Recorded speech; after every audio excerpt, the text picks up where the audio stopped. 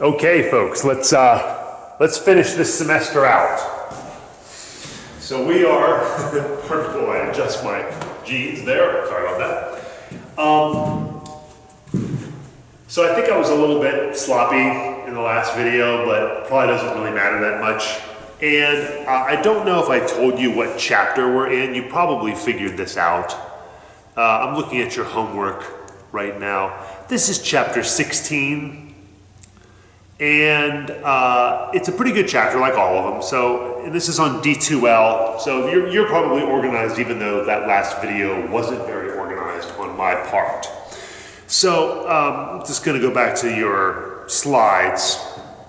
I wasn't indexing the slides very well with what I was doing on the whiteboard. So this is just from the notes under the heading of thermodynamics, Roman numeral 8. So the first two things were delta H, and that's reviewed from first semester. Just make sure you know your definition of enthalpy, exothermic, endothermic, isothermic, and the first law of thermodynamics, that you can't create or destroy energy. You can simply transform it from one type into another. And we've done that for a while. The notes 3 through 5 are entropy. So again, know the definition. Entropy is disorder. So you create disorder, entropy, entropic. You create order, so you create less disorder. Those are synonyms. That's anentropic, which is a term that's not used very often. And you have isentropic, where you don't have a change in disorder at all. That's really kind of odd. So then you have the third law of thermodynamics, or excuse me, getting ahead of myself. The second law of thermodynamics is that entropy tends to increase in a closed system.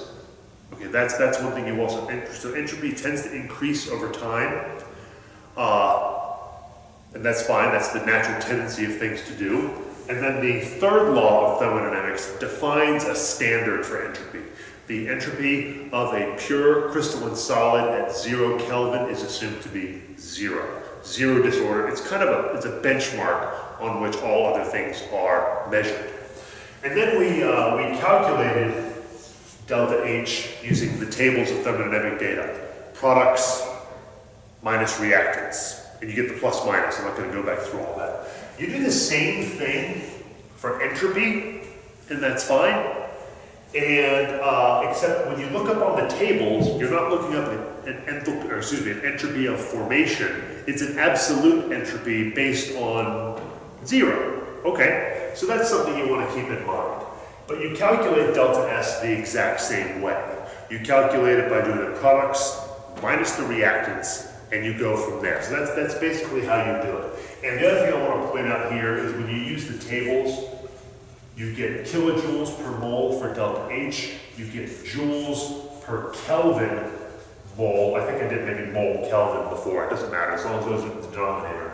So then, just make sure you divide this by 1,000 so that this turns into kilojoules. So we have units that we can then combine into what we're about to do. The reason I think it got a little bit sloppy was I wasn't just following the slides. I did these two examples. Oh, by the way, the interesting fact slides that I have here, that's downtown London. The big church on the right side is Westminster Abbey, and those are 3 scientists that are interned there. I think that came up last year. So it's Newton on the left, Hawking in the middle, and Darwin on the right. All 3 of them are in Westminster Abbey. That's just kind of interesting sidebar note.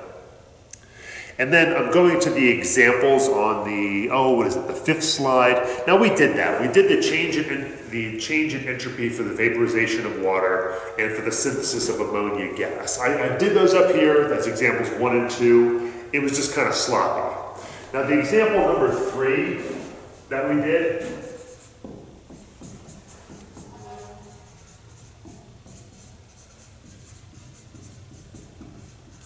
I'm actually not going to do that one right now. I might cycle back and do that as a homework help problem, but you can write the chemical equation for the combustion of ethanol. So you have ethanol plus O2 goes to CO2 and water. And let's use everything, I forget if we do it as a gas. Oh no, you do it for liquid ethanol. So you'll have liquid ethanol plus O2 gas goes to CO2 gas plus H2O gas, and you can calculate the delta H. Guess what? It's going to be really exothermic.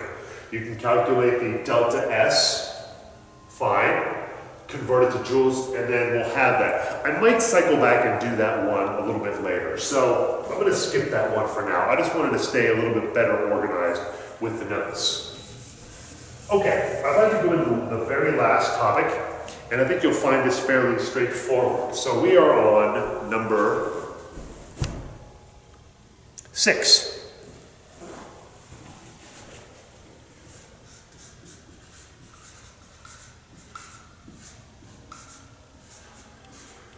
Okay, I'm just going to give you some qualitative examples here. In fact, I guess I could write these down. And if you want to write down everything that's on the slide, just write down the definitions.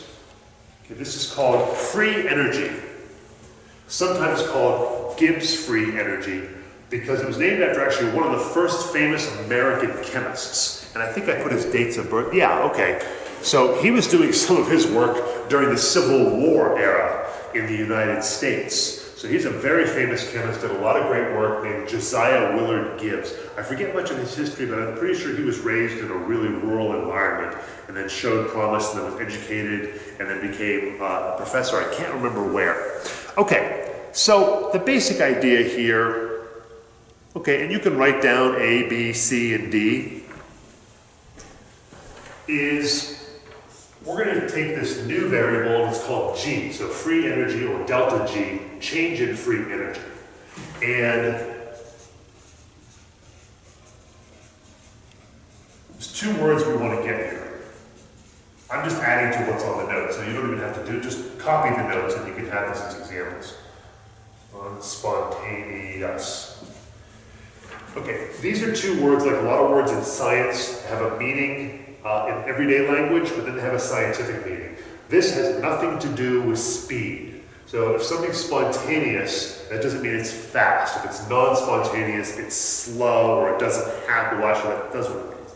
But it has nothing to do with speed. This is not kinetics. Spontaneous means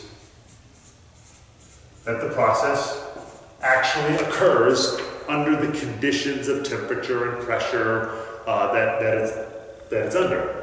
Non-spontaneous means, well, it doesn't occur. And I have some examples here. I can just kind of give you, I guess I could write them down, is, well, a qualitative example. So these are qualitative examples of free energy. Again, I want to make sure I'm following the notes here. So letter D, the methods for calculating delta G, we'll get that. I just want you to understand the process here. And we use a sign convention, which I'll show you here as well. So just some examples of free energy. This is a fun one. This is one people often use. So if you're a coffee drinker or a tea drinker, it doesn't really matter. You can come up with your own example. It could be water and sugar, just mixing 2 things together. So if we take coffee and milk, and you go in this direction, they will mix. They will homogenize. They will become a homogeneous mixture eventually. So this will be coffee with milk in it. So it'll be lighter coffee. I was going to write there Dunkin'. Okay, but there's too many things for Dunkin'. Okay. So in that direction, that would be a spontaneous process. When you stir coffee and milk together, and some people use this as an example, stir it counterclockwise. But if you stir it clockwise, does it unmix and turn back? No, of course not. Okay, so this is spontaneous in this direction because it actually occurs. It is non-spontaneous in this direction because you're not going to unmix coffee and milk. So that'd be non-spontaneous in that direction. Okay, well, another example, which is more chemistry, is if you take just something simple like an ice cube and you just let it sit out on a table.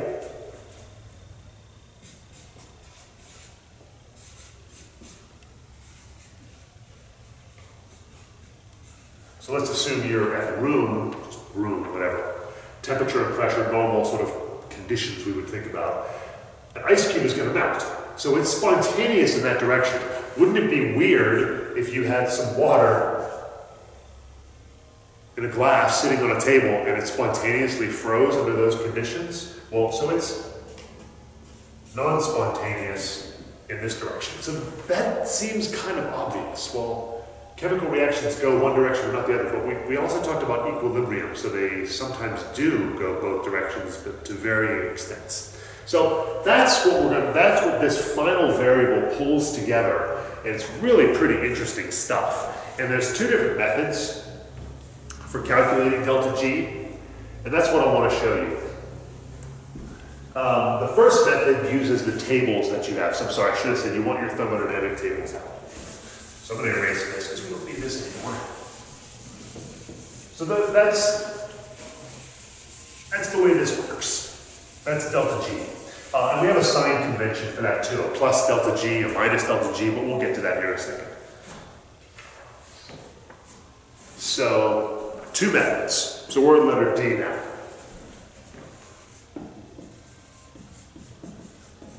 So this is methods for calculating delta G. And I'm not going to go through too many of these because I think it'll make sense. Yeah, okay. Fine.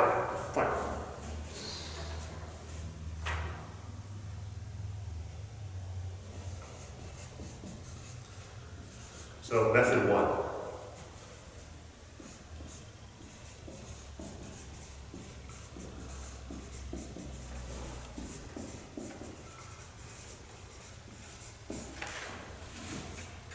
It is very important to remember that the tables of thermodynamic data that you're given are for standard conditions. For 298 Kelvin, so that's, I think 25 degrees Celsius and 1 atmosphere of pressure.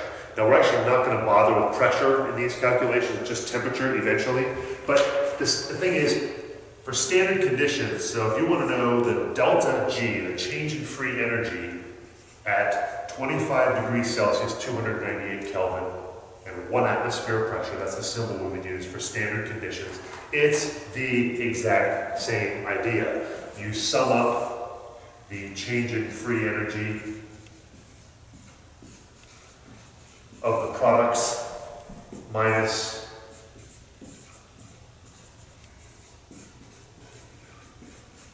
the free energy of the reactant. It's the exact same idea. Final minus initial. You have a balanced chemical equation.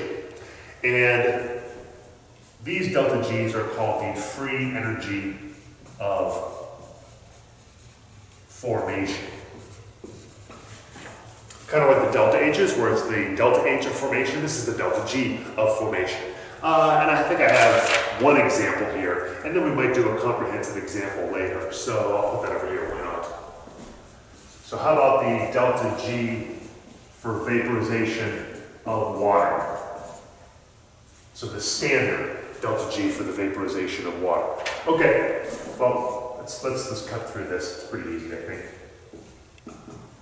So you would take the standard free energy of formation of gaseous water, because it's vaporization final, minus the delta GF for liquid water. So gas final minus initial, and I come up with, you'll just look up those numbers and you get negative 228.60, units. The units are kilojoules per mole if you look at the column heading. Okay, so the only units we ever have to pay attention to more is entropy, because those are joules per Kelvin mole or mole Kelvin. Just a little fun fact. So 228.60 kilojoules per mole minus a minus, so it turns into a positive, 237.192 kilojoules per mole. All right, let's see here. And I come up with, let's see, minus, well, it's going to be a positive number, isn't it? Because that's going to make that positive, and you come up with positive 8.59 kilojoules per mole. Oh, okay, great. So you did the math, but what does it mean? What does this positive mean? Well, a positive delta G, well, if you have a negative delta G, what do you think that means? Well, one has to be spontaneous and one has to be non-spontaneous. Which do you think? Okay, well, water is not going to vaporize on its own. It will evaporate, but it won't boil on its own. Okay, that's another thing. So a positive delta G means non-spontaneous. Again, what non-spontaneous means is that it will not occur under the normal conditions given without some outside help, without an outside force. In this case, without adding heat, without raising the temperature. So it won't happen unless we intervene somehow. A negative delta G, which we have to look at an example there, is going to be a spontaneous process. So negative delta G, it will occur. Positive delta G, it will not occur and it's non-spontaneous. So kind of keep those signs in mind. With all these signs now, plus and minus delta H, plus and minus delta S, and now plus and minus delta G. Okay, I just want to check here, see where we are. And then the other example. So I think maybe that's good enough. That's one way of doing this. And we could do this one.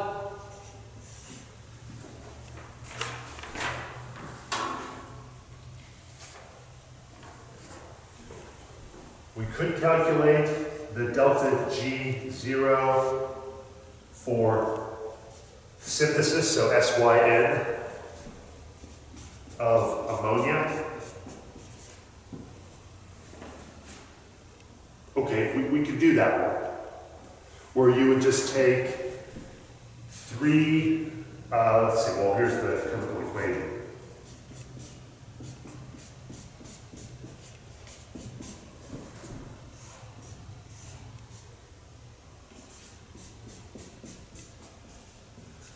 I think you can handle this. I know I'm trying to make these videos just like lecture, but I think you can handle that one. I'd expect you to be able to balance an equation. You would take 2 times the free energy of formation of ammonia gas minus the sum of the free energy of formation of 3 hydrogens and 2 nitrogens. So I think you can handle that without me doing example after example after example. And maybe I'll do one comprehensive one. In fact, I think maybe I will as a final example. When we kind of get through all the math, I can do one comprehensive example kind of with you there, which is totally fine. I just want to show you the final content of the semester first. So that's method 1. Use the tables. Method 2 is one of the most famous mathematical equations in all of chemistry and science. So method 1, pretty simple, use a table.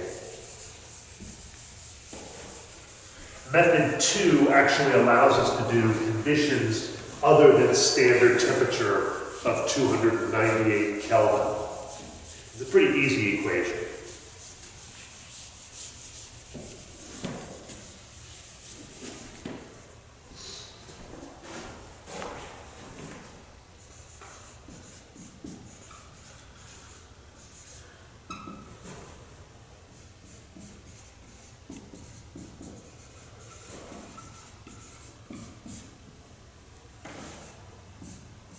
So these are under conditions where we change the temperature, because that's oftentimes what we do in chemistry is change the temperature, so we want some way of doing that. I am not going to have time to derive this for you. In fact, I wouldn't derive it for you even if we did this. Okay. Yeah. So there's an equation that relates free energy to the other 2 variables we've discussed. So the free energy is equal to 2 things, and I'll write this in a more useful form later. It's equal to the enthalpy, don't worry about delta just yet, minus the temperature times the entropy. So this idea that the free energy of a system is equal to the enthalpy minus the temperature times the entropy. That was something that Gibbs pulled together for us. Something that's useful, more useful to us, is not the absolute Gibbs free energy, but the change.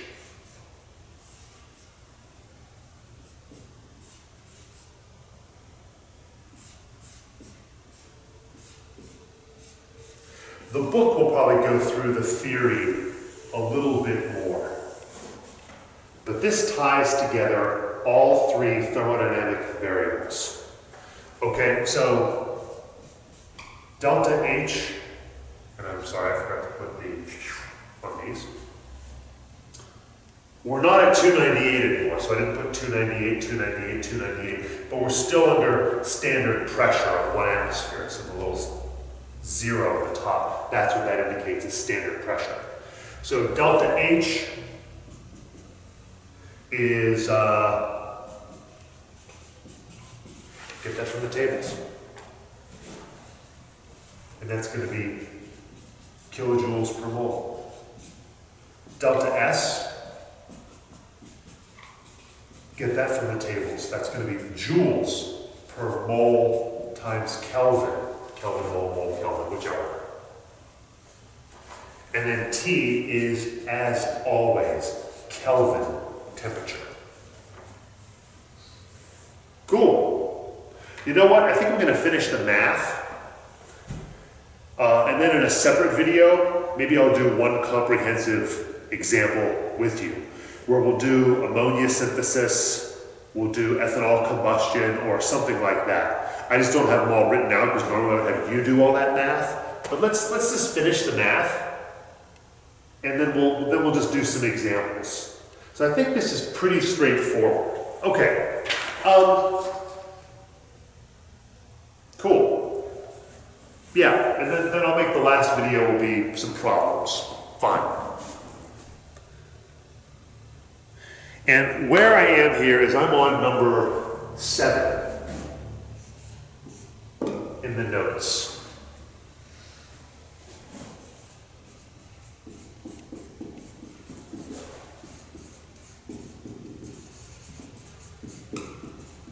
Yeah, so before we start just doing a bunch of math problems, is in chemistry, and I've written so many problems during this last month or so, we want to maximize the production of something. We want to maximize the production of ammonia. We want to maximize the production of ethanol, and that example I gave you in the quiz with that really cool catalyst. So the point is to make the reaction spontaneous. Okay, so here's the basic idea. I'm not going to write down all these things under number 7. Okay. Under what conditions of enthalpy does a process have maximum spontaneity? Under what conditions would a chemical process likely not occur at all? In what ways can temperature help hinder the... Okay, those are really good questions. So I'm just going to kind of lead a discussion here, and I have 2 graphics that might help you figure this out. So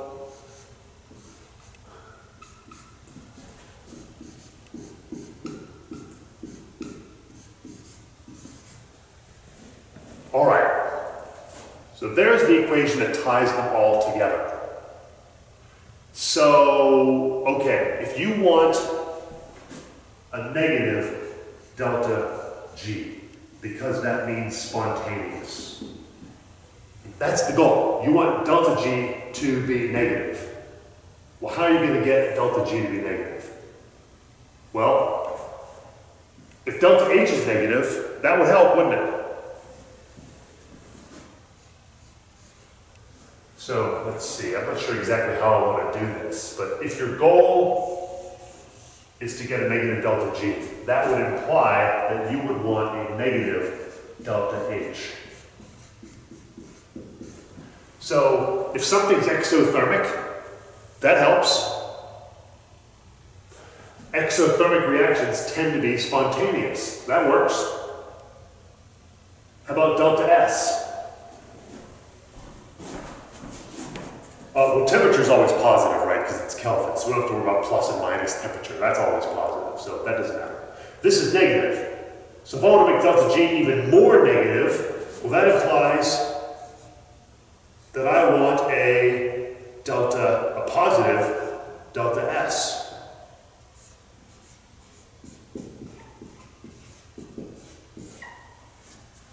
Cool. Well, that would work. So this would be a situation where if you want a negative delta G, and you have a negative delta H and a positive delta S, that will be spontaneous under all conditions. If that's negative, enthalpy's negative, entropy is positive. Those processes will always be spontaneous, always. Okay, well how about, well, let's see here. How about if you have a positive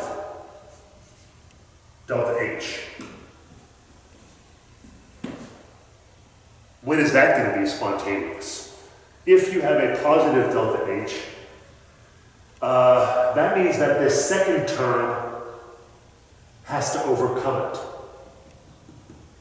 So if you have a positive delta H, that means delta S, you must have a positive delta S and a pretty high temperature. Now, this may take a little time to figure out. So if you have a positive delta H, the only way to overcome that is that if your delta S is positive and the temperature is pretty big, so this second term is bigger than the first term and it makes the delta G negative. The graphics that I'm going to show you might help here as well. So if you have an endothermic process,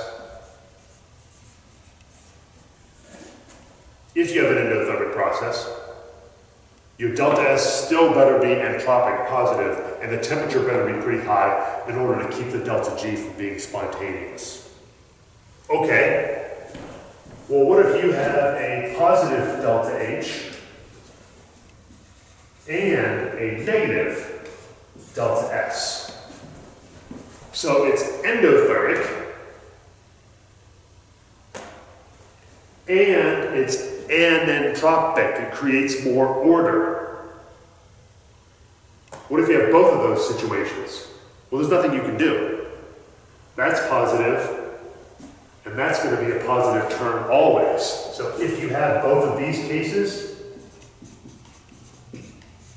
always non-spontaneous. The only way those are going to combine together is if you're going to get a positive delta G in every single case. So the point here is looking at a reaction and knowing the conditions that are going to favor spontaneity. Negative delta H, positive delta S. If delta H is positive, then you have to have a large delta S term with a large temperature.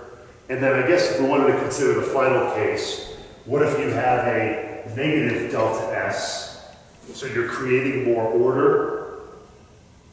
So this term is positive. Well, then you're going to want this to be hugely exothermic. So you would need a large and negative delta H to overcome that term. So I don't want to get too hung up on this. Is you want to be able to look at the conditions for which create a spontaneous reaction. And if you go to,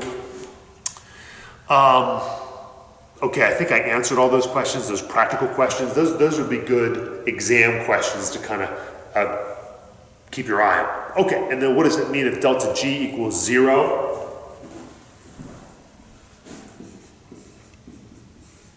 What does that mean? If there's no free energy? I'm going to come back to this later.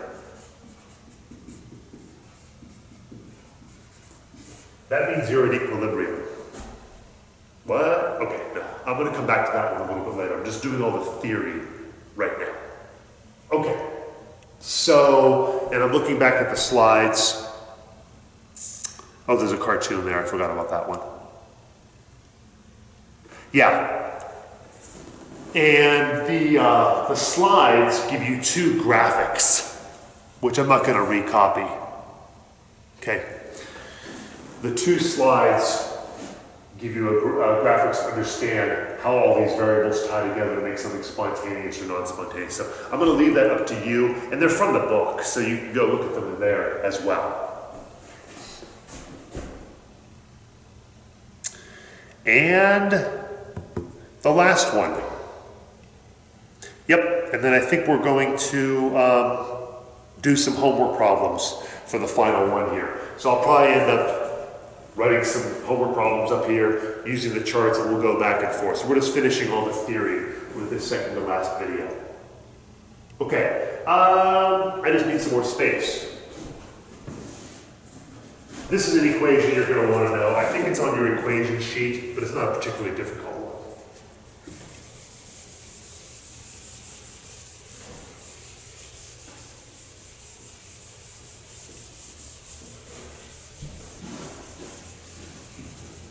And I don't need too much space here.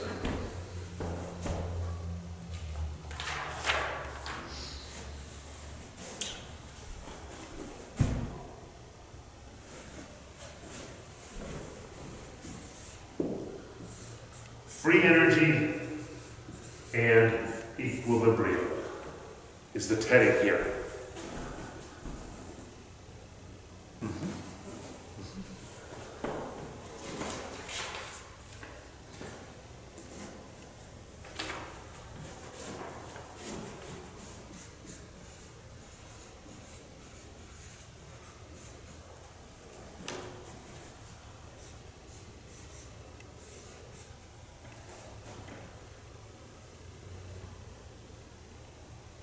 Okay, so we've already talked a little bit about this.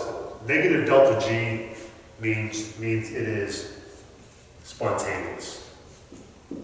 Another way of thinking about that is the reaction is spontaneous in this direction, going from these reactants to these products. The reaction is favored going in that direction.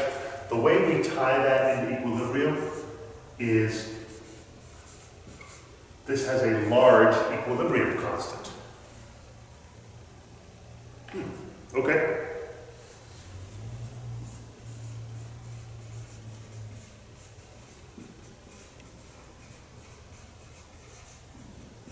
And the qualitative, we said the products are favored. There is on average more products or pressure of products than reactants. That kind of makes sense. Well, if a reaction is non-spontaneous, this is again kind of, you see where I'm going with this.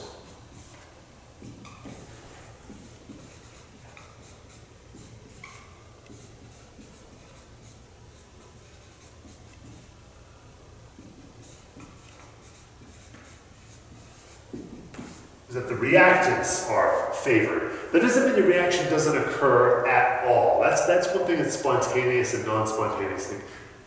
It's a question of degree. So a negative delta G corresponds to a reaction that's a large K. A positive delta G corresponds to a non-spontaneous or a small equilibrium constant.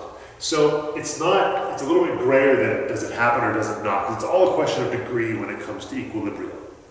Now, the math, that's qualitative.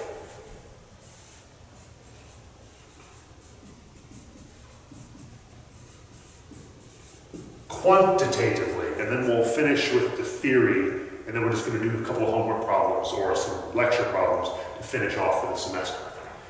Here's the equation. I'm not going to have time to derive this for you, but it links together delta G and K. Here's the equation. It's the free energy, and we're not considering pressure changes, so we put that there to indicate 1 atmosphere pressure, is negative R T. We've seen that combination before, and I'll give you what R is, and I think we're using the 8.3141 in this one, in case, but you would have had that, times the natural log of the equilibrium constant. Again, I'm not deriving that for you. The book, you can do it. This is another good equation to know. So if you have the delta G, you can calculate, if you have the equilibrium constant, you can calculate the delta G and then vice versa. And solving this, and I'll let you kind of think about this. If you want to solve it for K, so that you have both directions. If you have a K, calculate a delta G. If you have a delta G, calculate a K. So we're going to have to solve this by bringing the R and the T over here and then taking the exponential of each side. So this would be the E, which is exp on a lot of calculators function, raised to the power of delta G over RT. Again, these are two equations you're going to want to know. I think they're on the equation sheet that you already have. It'll be very useful to you. So this allows us to relate equilibrium constants to delta G and then vice versa. So make sure you have these two. And I think that's where we're going to end this video. And then we'll just do some problems that incorporates all of this. So giving you sort of a heads up here, what would I expect you to be able to do? If I give you a chemical reaction, fine. Here's a chemical equation. Balance it, no problem. Calculate a delta H. Tell me if it's endo or exothermic, and does it contribute to the spontaneity of the reaction? Okay. Calculate the delta S from the table. Does that contribute to the spontaneity of the reaction? Plus or minus, anetropic, isentropic, or whatever. That's fine. So calculate those two variables separately and interpret them. Great. Then calculate a delta G, usually using this equation. I don't think I'm going to have you use the tables all that much. Using this equation, because maybe I'll give you a different temperature, is the delta G favorable for the reaction? Is it spontaneous? Negative delta G. Is it non-spontaneous? Positive delta G. Okay. And then finally, go down to here. So this is a multi-step process, starting with the chemical equation and going the whole way through all of this math and everything in between. And that's where we're going to end for the semester. But that's all the theory. Let's do a few homework problems, and then we will call it quits for the semester. And the homework that you have will match up very well with this. So there's the theory. Let's do the math, and we'll cut this video short right here.